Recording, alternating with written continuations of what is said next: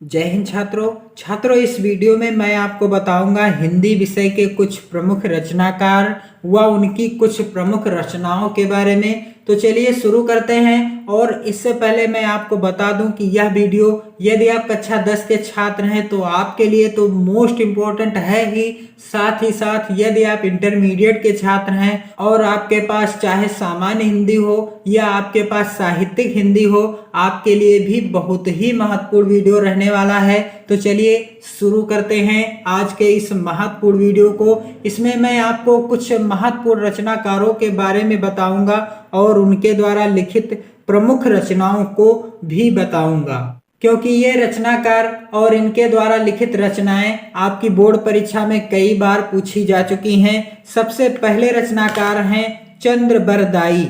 सबसे पहले रचनाकार कौन है? चंद्रबरदाई जी हैं। और चंद्रबरदाई जी की रचना का नाम क्या है? आपको पता ही है। चंद्रबरदाई की रचना का नाम है छात्रों पृथ्वीराज रासो। क्या नाम है? पृथ्वीराज रासो चंद्रबरदाई जी की रचना का नाम है पृथ्वीराज रासो, क्योंकि चंद्रबरदाई जो थे ये पृथ्वीराज चौहान के दरबारी कवि थे।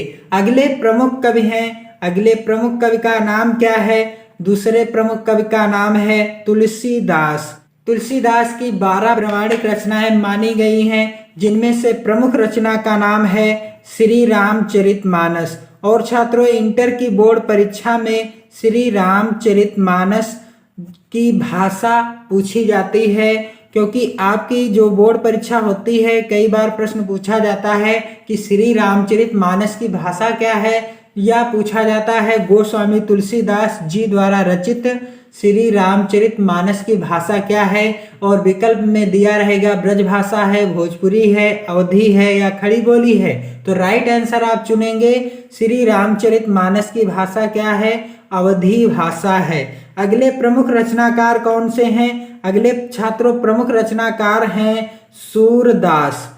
सूरदास जी, इनकी प्रमुख 3 रचनाएं मुख्यतः प्रसिद्ध भी हैं और आपकी बोर्ड परीक्षा में कई बार पूछी जा चुकी हैं। और सूरदास जी की रचनाओं के नाम हैं सूरसागर, सूरसागर और छात्रों सूरसारावली, सूरसारावली।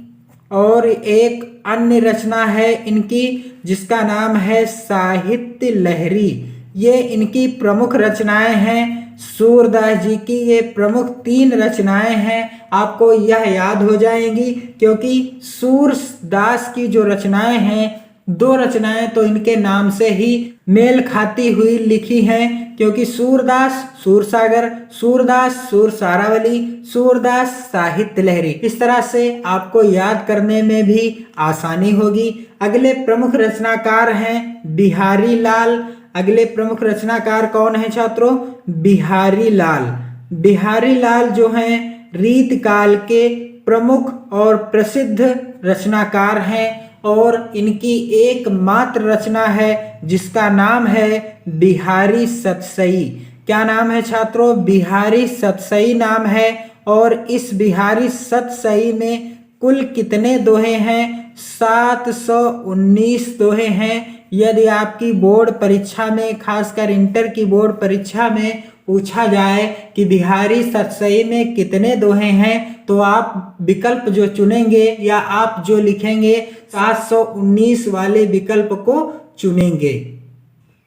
अगले छात्रों महत्वपूर्ण रचनाकार हैं भारतेंदु हरिश्चंद्र जी। भारतेंदु हरिश्चंद्र जी को भारतेंदु युग का प्रणेता या भारतेंदु युग का निर्माता माना जाता है। और भारतेंदु हरिश्चंद्र जी के नाम से ही भारतेंदु युग का नामकरण किया गया। इनकी प्रमुख रचना का नाम क्या है? भारतेंदु हरिश्चंद्र जी की रचना का नाम है प्रेम माधुरी। क्या नाम है छात्रों? प्रेम माधुरी भारतेंदु हरिश्चंद्र जी की प्रमुख रचना है और इसे आप याद कर लेंगे। भारतेंदु हरिश्चंद्र जी की रचना का नाम क्या है? प्रेम माधुरी। अगले प्रमुख रचनाकार हैं केशवदास, जो कि रीत काल के प्रमुख कवियों में से एक हैं और इनकी रचना का नाम क्या है? रामचंद्रिका। कई बार बोर्ड परीक्षा में आ चुका है। रामचंद्रिका के लेखक कौन हैं? और आपका राइट आंसर हो जाता है केशव दास हैं। रामचंद्रिका कवि प्रिया भी इनकी प्रमुख रचना है। रामचंद्रिका कवि प्रिया, और एक और इनकी रचना है रसिक प्रिया। एक रचना और है रसिक प्रिया। केशव दास जी की ही प्रमुख 3 रचनाएं हैं, रामचंद्रिका, कवि प्रिया, रसिक प्रिया। रामचंद्रिका, कवि प्रिया, रसिक प्रिया, केशव दास, इनकी रचनाएं हैं। अगले महत्वपूर्ण कवि कौन से हैं? अगले बहुत ही महत्वपूर्ण कवि हैं अयोध्या सिंह उपाध्याय हरिऔध। अयोध्या सिंह उपाध्याय हरिऔध जी बहुत ही महत्वपूर्ण कवियों में से एक हैं और इनकी रचनाओं को कई बार बोर्ड परीक्षा में पूछा जा चुका है। अयोध्या सिंह उपाध्याय हरिऔध, और कई बार इनका उपनाम भी पूछा गया है कि हरिऔध किसका उपनाम है।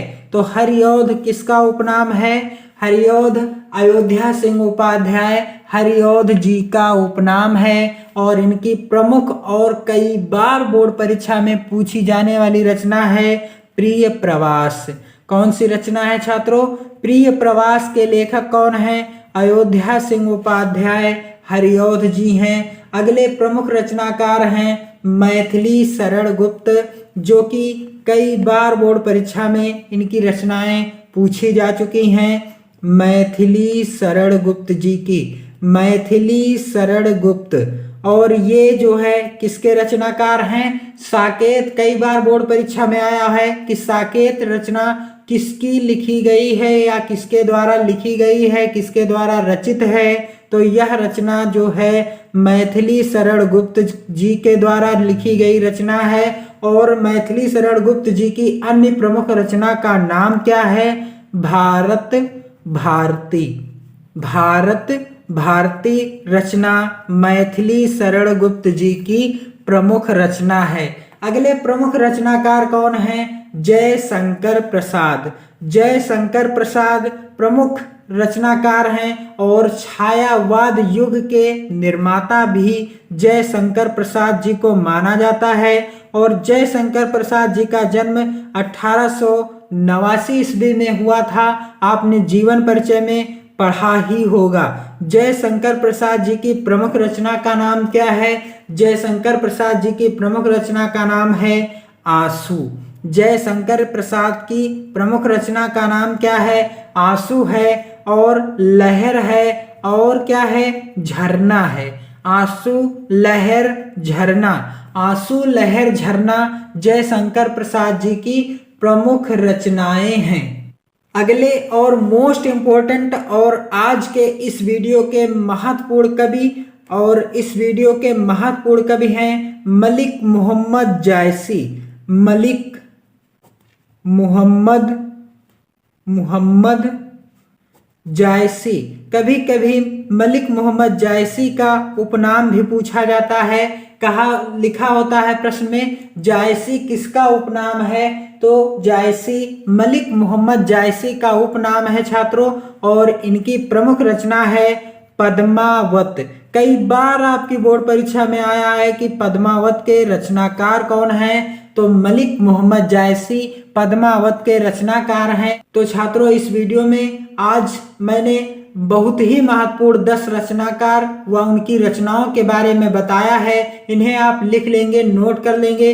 छात्रों, मेहनत और लगन के साथ अपनी पढ़ाई को करते रहिए। अपना और अपने माता पिता व परिवार का ध्यान रखिए। छात्रों, वीडियो को अधिक से अधिक शेयर कीजिएगा, लाइक कीजिएगा। जय हिंद छात्रों, वंदे मातरम।